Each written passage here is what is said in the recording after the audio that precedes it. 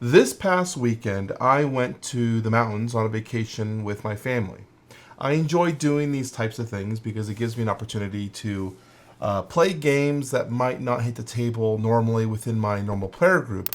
These are generally solo based or two-player cooperative experiences that just don't fit in a standard four-player gaming group. And so I took the opportunity to take Maximum Apocalypse up with me for this vacation. I figured it'd be a perfect opportunity for me to dive into this system and check it out. And I will tell you, I was very pleasantly surprised by what this system offers. Now, I don't want to say this game because we technically have three standalone games here that I'm going to talk about as we break down each one, give you my takes on what they are, and maybe a recommendation if this might be a system that you're looking for. So if that sounds interesting to you, stay tuned for more. Okay, so here we have Maximum Apocalypse. This is from Manor Games, a game designed by Mike Nade, and they sent me this game for some coverage. And I hadn't actually heard of Maximum Apocalypse, so I was excited to see what the game is. And when I dived more into it, I was like, okay, it's a solo game, potentially a cooperative game. Let's see what this has to offer. Currently, my solo/cooperative experience that I play is either the Lord of the Rings card game or Marvel Champions. So those are the type of systems I enjoy to give you a preference of what my game style is like. So here we have this system. So what are we looking at here? We have three distinct boxes. Well, the first one that I dove into was Maximum Apocalypse. This is a revised edition of the original game. It's been cleaned up a little bit and made a little bit more user-friendly for people who are purchasing. But we're going to talk about what that means when it comes to all three. So this is the original core set. When I go on Board Game Geek, it calls it the third edition. So this is the newest edition. I believe this could be a second edition or potentially a third edition. But basically what this game did is they took a lot of the changes that were implemented from the Wasted Wilds Kickstarter and re-implemented them into these two new standalone versions to give you an option of depending on what you want to buy.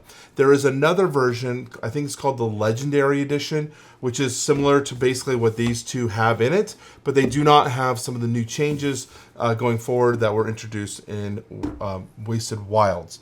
So I've been talking a lot about a lot of things, but I don't know if I've been actually sharing to you what this game is. So let's talk about what this system entails, and then we can break down a little bit more from there.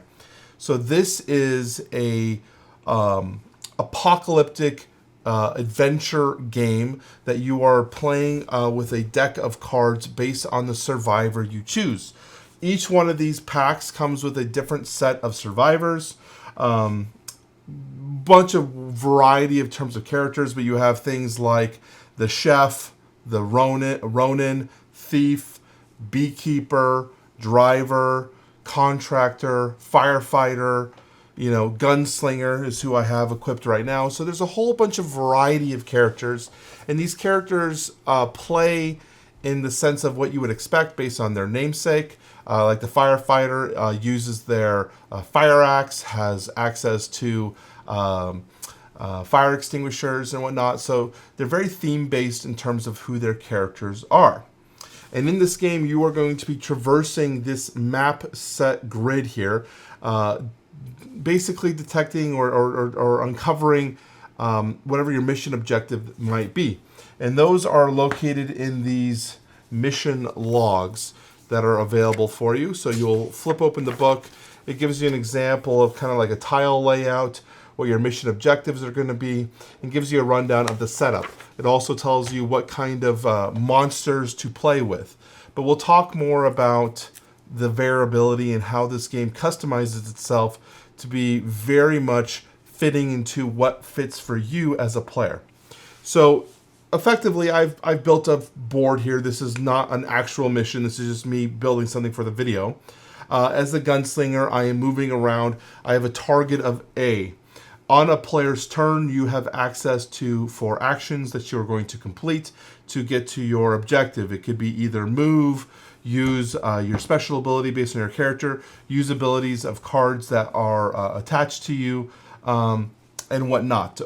So let me give you an example. The first thing that you do in the beginning of your turn is you're going to spawn monsters. So there's two different ways to spawn monsters. The first way is to roll the dice, and based on the number, this is an 8, you would spawn monsters corresponding to the tiles that are revealed if they match. The second way is there's a spawn deck. If you want to remove the randomness of rolling die, you can flip over the top card of the spawn deck and alternatively use that number as the spawning number. So you could just keep doing this as you play the game and going through. Now, 7s are a special number in this game because if you roll a 7, you do not spawn monsters. But if you're playing with this environment day-night phase, it actually triggers a movement on the clock a little bit more to increase the chances of things happening. We'll talk about that later. So in this situation, based on the 8 or even the 4 that we got from the flip cards, nothing spawned, so we would take our turn. We normally would have some sort of cards in our hand. I'm just going to draw some cards. And so we could take one action, move one space, we flip a tile, and check it out. So this one is the forest. And it says, if you move again this turn, draw a monster. So basically that's telling me I have entered the forest. I have 3 remaining actions to take on this turn.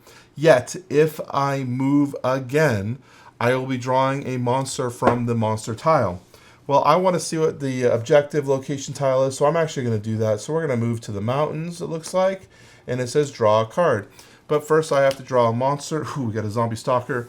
That's pretty awful, but we're going to go ahead and draw a card. So we have 2 actions remaining. We can use our pistol, which says action, deal 2 damage to a target, or I could play a card from my hand. For example, if I play lasso, stun a monster, and move it, so this would be if it was someone else. So I could stun a monster and move it in front of you. So this is a mid-range card. Mid-range means I can target a monster adjacent to me. Effectively, that means if I was playing with a friend, I could take their monster that's attached to them and lasso them over to me. But it also stuns that monster, which means it won't activate. So we'll stun the zombie stalker so that doesn't affect me. I have 1 more action remaining. And yeah, we'll go ahead and do this. I'll do a focus shot. Although it's long range, I'm just going to show you the example of what this does. This technically wouldn't work in this situation, but I can spend 1 ammunition to deal 1 target 5 damage, which would be enough in the situation of the zombie dog to kill that zombie dog, and this zombie dog would get exiled off of my body and discarded. And then we can continue the game, figuring out what the token might mean, etc. The game gives you a lot of different objectives that might be completed. Most notably, they usually include going to a location, dealing with a thing, making sure you have enough fuel to return back to the van so you can get out.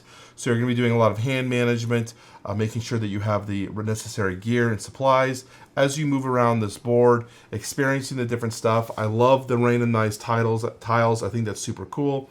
When you deal with scavenging, because that's something you might have to do, based on the map tile, there's a colored icon up here in the corner that corresponds to the scavenge deck. So if I wanted to scavenge at the hospital, it's red. I scavenged fuel, so this would also go straight into my hand. And so now I've got a fuel canister for either items that might take fuel, or for the van, if I can get back to the van, I have fuel to fill it up. So that's kind of the gameplay system. But there's so much more to this than just that. There is so much customizational ability here to up the difficulty level or lower the difficulty level to fit what is good for you and your player group. So you and your partner, or if you wanted to play with additional players. I believe this plays up to 6 players. Now, I personally would never do that, but it is something that is doable. The thing I originally worried about was downtime, but the turns can go very quick. I mean, you just saw me take a turn. It took roughly 2 minutes, maybe a minute and a half, and that's with me talking. But really, it could take 30 seconds for a person to take their turn and take it to the next player. So I could see this played at 6 players, but it's not something that I would personally do when I'm looking at this system. So when I talk about customizations, what does that mean? Well, each of these sets not only includes the characters that are based in that version, so you have different playable characters in each one of these sets. You also have different type of monster encounters for you to deal with. So Gothic Horrors obviously is going to deal with more Gothic threats. So you have vampires, Cthulhu. Actually, I could do one up better and double check here. So we have, okay, so in here you can get an idea of what some of these monsters are. You have the yokai version that you can fight against. You have Cthulhu. We have, this actually uses zombie and vampire, so that means you would have to have the core set to play with this one. That mission uses a combination of monster decks. Let's see what else they have. I think there's one more at minimum in here. We have yokai, we already talked about yokai. We have the demon set if you want to play against demons. So there's a whole bunch, and kaiju, you have the kaiju. So that's just Gothic Horrors. Inside of the core set, the original core set, it has robots, mutants, and zombies. And Wasted Wilds has like 6 monster sets, but they're smaller. They're more for customizational purposes. But yeah, like I said, there's more options based on what fits your desire or what you're looking for to play. So more customization options. Let's keep talking about that. Here we have a board that we didn't talk about. This was the day and night phase. If you want to add this in, these are more instrumental in the Wasted Wilds. This is introduced in Wasted Wilds.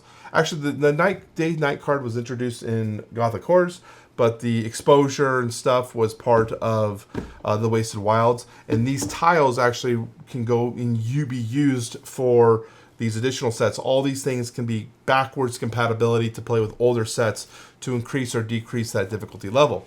So with this board, there's a few things going on here. You have the tribe cards. I don't have any tribe cards out right now, but we have the day-night phase. So if this clock, when it rotates, based on what you're rolling, if I roll just a normal number that would spawn monsters, the clock rotates 1. But if I roll a 7, it actually will rotate 4. And when it goes over a matching symbol here, there's several different symbols, you'll take the corresponding ability of the card. So this one, when it resolves here, you look at the compass rose of the day card, and all monsters move in that direction if able. So normally these monsters are static. These are monster tokens representing that there's monsters at that location that are spawned. They will move, but if they cannot move, they will just stay there. So this monster that's sitting on the van, they're not going to leave, but the gas station monster has moved up to the hospital. If we get to the exposure, you're actually going to take this exposure card and place it on your character. So now whenever you do exposures, if I am outdoors, I will take the effect. So this says suffer 3 damage and get poisoned. So I'm getting sunburned. And because I'm on the mountains, I don't have any protection. But if I was in a location that has a house symbol, I would not be affected by the exposure because I'm actually indoors, not being exposed to the elements. If I draw more of these exposure cards, you actually flip them over and they start becoming cumulative. So not only will I have sunbird, I also will have now heat rash. What's another example here? I could get heat stroke. And so all of these things can affect your character as you go, bringing more pain and suffering as part of the apocalypse to you. The next thing is if you get to the night phase, now you're in nighttime. You'll flip over the top card, and some of these have passive abilities, some of these have revealed abilities. Here we have Enraged Horde. All monsters will deal an additional 3 damage. That's a passive. This will stay in play until we get back to the day phase, which is here. And then we have now resolved and we're back in the daytime. So you have day stuff, night stuff, day stuff, night stuff as you go around this clock. So I think that's kind of cool. And these can be interchanged and removed and added based on either the campaign or if you just want to do a setup and play your own mission, setting up basically what you want for that experience setting.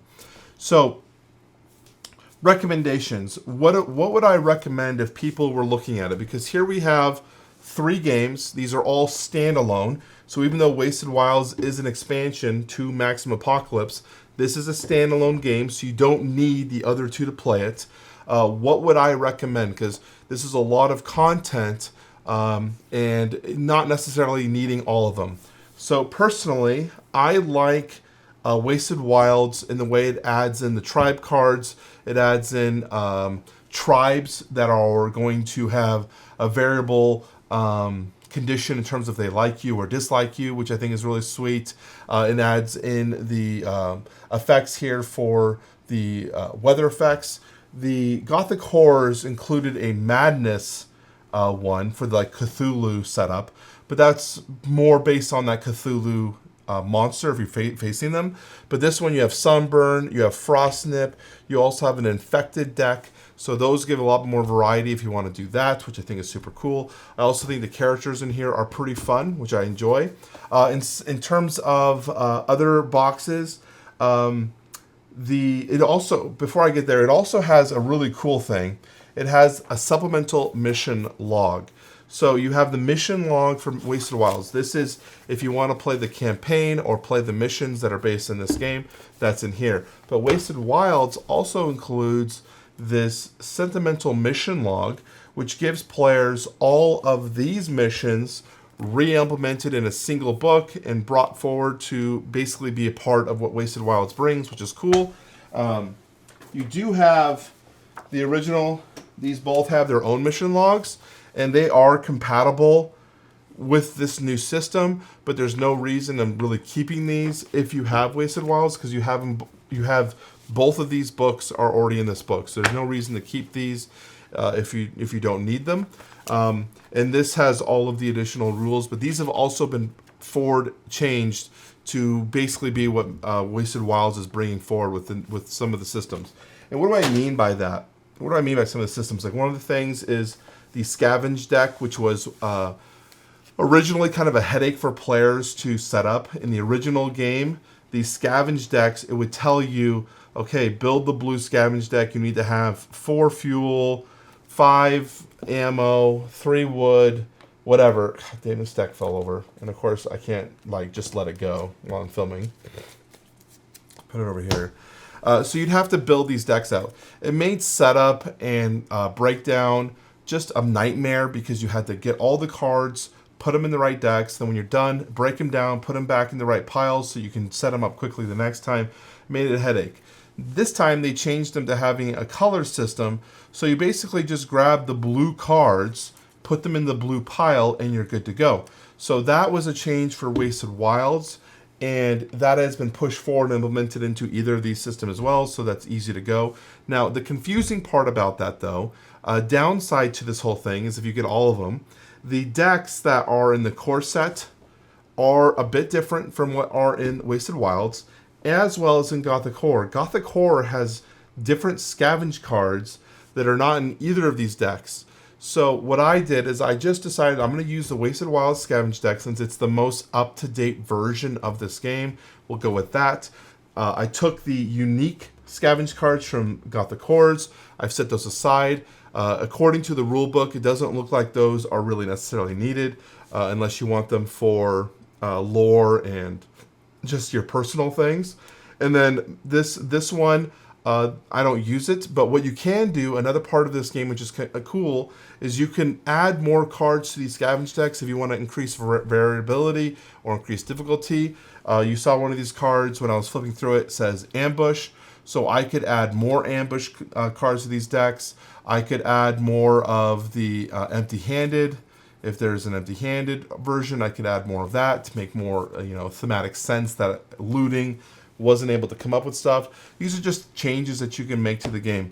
Otherwise, those are just redundant stuff you won't need. And if you buy all 3 packs like what I have here, there's a lot of redundancies in terms of inserts and stuff that you're going to have to just get rid of.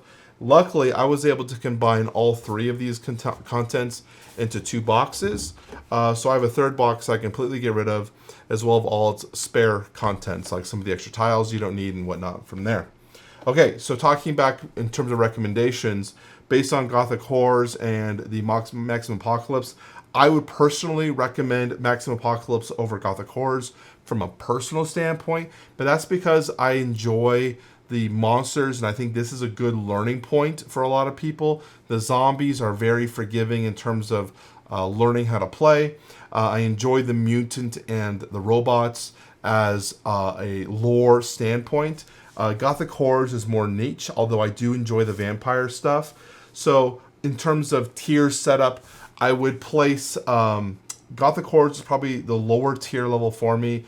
then Maximum Apocalypse 2nd Edition. And I do think the Wasted Wilds is probably the one to go with. So if you're looking to break into this system, to give it a shot, give it a go, I also think the characters in the core set are pretty solid. I like the Hunter, the Gunslinger, the Firefighter, the Surgeon. I think those are all super solid characters, and I would play them over a lot of the other characters, although you get a lot of unique stuff. The ones in Wasted Wilds are probably more of the unique ones, like the Thief is really cool. So you got a lot of cool stuff in this box. So you could purchase these individually now. I don't know when they're going to be available. I'll put links in the description if I have, if I find some like purchase links for you guys. So if there's something you want to pick up, that'd be awesome for you. And that's about it. I hope you guys are as excited for this. I love this. I played this one time by myself, solo, and I went, whoa, this is so good. So I had my wife come down, and I said, we got to play this. And so we played through some of the campaign missions, and I was like, just every game, though, I would switch a character, which is also cool. The campaign mostly changes the tiles that you're playing with, as well as the deck that you're playing against. But you're freely, for the most part, able to swap out your characters in and out. So I was like, okay, I want to try the Firefighter. Now I'm going to try the Hunter. Now I'm going to try the Gunslinger. Let's try doing the Surgeon. So these were just some of the ideas that I was talking about, trying out new characters, experiencing some of the new stuff, and seeing how much variability is in here. And I would say that this is challenging other games that I was talking about earlier, in terms of the ease of play, the ease of teaching and explaining this game to someone is a lot easier for me to bring someone newer in to be a co-op partner than it is for my other games like Lord of the Rings, which is very rules dense and kind of complex, and Marvel Champions, which has a lot more nuance in terms of the card play and understanding how your hero works. This is very easy to understand. The cards are very much outlaid in terms of what they do, so it's a good middle ground for me. So that's it. I hope you guys enjoyed this quick rundown of a system that I think is super cool. I wanted to make sure I brought it to you guys and let you guys know about it. So let me know if you guys have any questions in the comment section down below. If this video was helpful, I would love to know and hear your thoughts. My name is Brian. You've been watching Game Brigade. I will talk to you very soon.